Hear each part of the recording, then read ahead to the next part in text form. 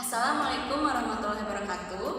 Perkenalkan, saya Nurul Fatimah, guru matematika di SMK Negeri 1 Soreang.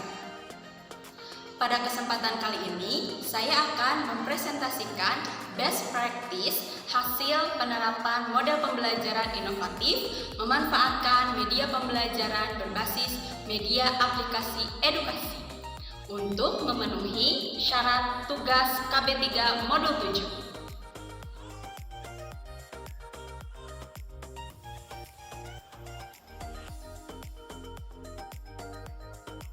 Model pembelajaran yang digunakan adalah blended learning. Model pembelajaran blended learning atau campur-sari adalah model pembelajaran yang mengombinasikan pembelajaran tatap muka atau sinkronus dengan pembelajaran berbasis teknologi informasi dan komunikasi atau asinkronus. Sinkronus adalah pembelajaran yang dilakukan secara langsung dengan tatap layar dalam waktu dan tempat yang berbeda. Pembelajaran dengan sinkron virtual menggunakan berbagai media video conference yang tersedia di internet. Untuk asinkronus adalah pembelajaran yang dilakukan secara mandiri kapanpun dan dimanapun. Peserta didik yang berinisiatif menentukan kebutuhan dan tujuan belajarnya. Juga dalam memilih sumber belajar, strategi pembelajaran, serta mengevaluasi hasil belajarnya. Media yang dapat digunakan diantaranya adalah rumah belajar, M-edukasi, TV edukasi, dan radio edukasi. Kegiatan pembelajaran yang dilakukan yaitu ada 3 tahap. Untuk tahap yang pertama adalah pemberian materi pembelajaran berupa modul dan video pembelajaran. Tahap yang kedua yaitu tatap muka secara daring di Zoom Meeting.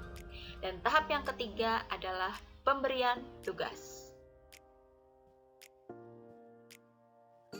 Untuk materi pembelajaran berupa modul dibagikan pada aplikasi Google Classroom, di mana pada aplikasi Google Classroom telah dibuat 8 kelas yang masing-masing terdapat materi dan tugasnya.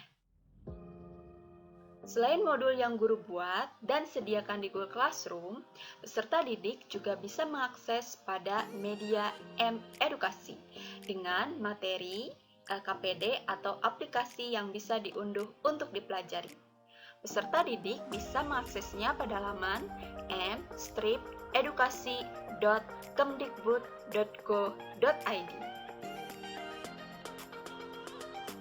Untuk menyajikan video pembelajaran yang dibuat, aplikasi yang digunakan yaitu YouTube yang diunggah pada kanal YouTube pribadi saya. Selain itu, peserta didik juga bisa mengakses video pembelajaran pada laman Rumah Belajar dengan menggunakan fitur Sumber Belajar. Selain media pembelajaran Rumah Belajar dan M-edukasi, peserta didik dapat mencari materi pembelajaran dan menambah wawasan pada aplikasi penyedia sumber belajar yang telah disediakan Pusdatin lainnya, yaitu TV edukasi dan radio edukasi. Untuk media Rumah Belajar, peserta didik bisa mengaksesnya pada laman belajar.kemdikbud.go.id, di mana terdapat fitur-fitur yaitu kelas digital, sumber belajar, laboratorium maya, bank soal, dan modul digital. Selain itu, aplikasi Rumah Belajar bisa diunduh di Play Store dan diinstal pada HP Android peserta didik.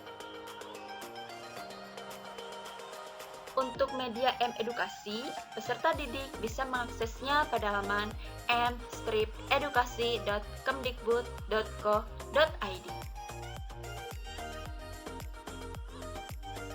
Untuk media TV edukasi, peserta didik dapat mengaksesnya pada laman tve.kemdikbud.go.id, di mana peserta didik dapat memilih fitur-fitur yang disediakan.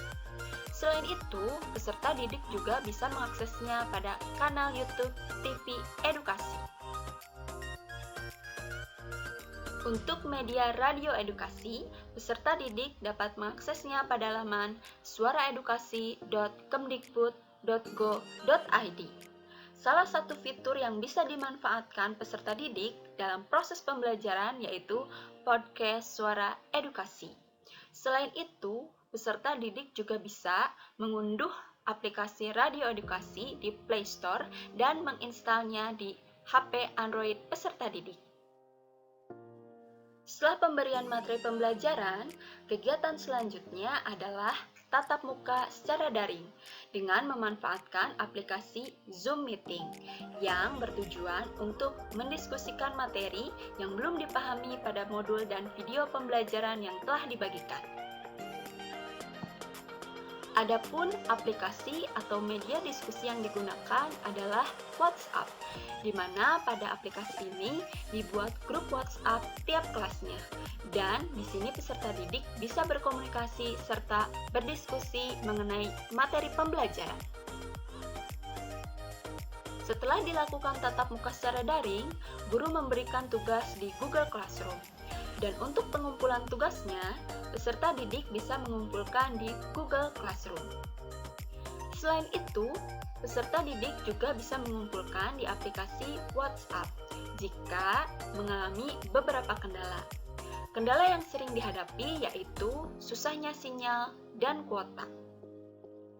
Untuk pengumpulan tugas proyek dan kelompok berupa video, peserta didik bisa menguploadnya di kanal YouTube masing-masing peserta didik, yang kemudian linknya dibagikan melalui kolom tugas di Google Classroom atau melalui WhatsApp.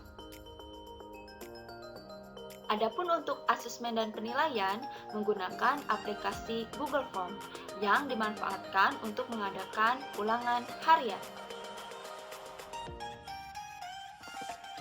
Selain itu, aplikasi yang digunakan yaitu Quizizz yang dimanfaatkan untuk mengadakan kuis atau ulangan dengan menyenangkan. Adapun untuk asesmen dan penilaian tengah semester dan akhir semester digunakan aplikasi Quiz.